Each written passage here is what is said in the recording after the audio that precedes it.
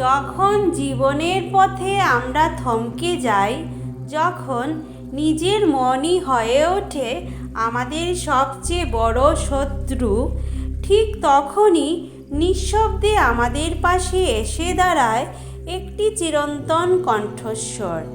সেই কণ্ঠস্বরই হল শ্রীমদ্ ভগবদ্গীতা।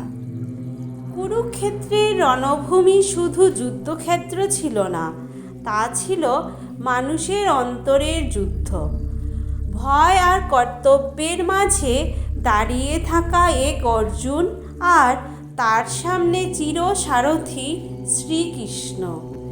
তিনি বলেননি পালিয়ে যাও, তিনি বলেননি ভয় পেও না বলে বসে থাকো, তিনি বলেছিলেন কর্ম করো, ফলের আসক্তি ত্যাগ করো।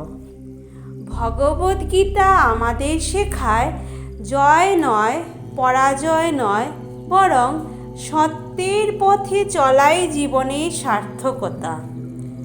যখন দুঃখ আসে, গীতা বলে এই দুঃখ চিরস্থায়ী নয়।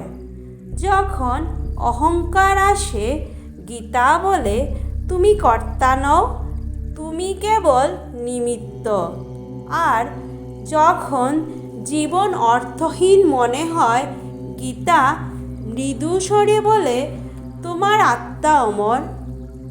গীতা কোনো ধর্মগ্রন্থ মাত্র নয়, এক জীবনের দিশারি, এক মায়ের মতো আশ্বাস, এক বন্ধুর মতো সত্য কথা বলা কণ্ঠ। আজও হাজারো বছর পরেও ভগবদ্গীতার প্রতিটি শ্লোক আমাদের কাঁধে হাত রেখে বলে ভয় নেই, আমি আছি।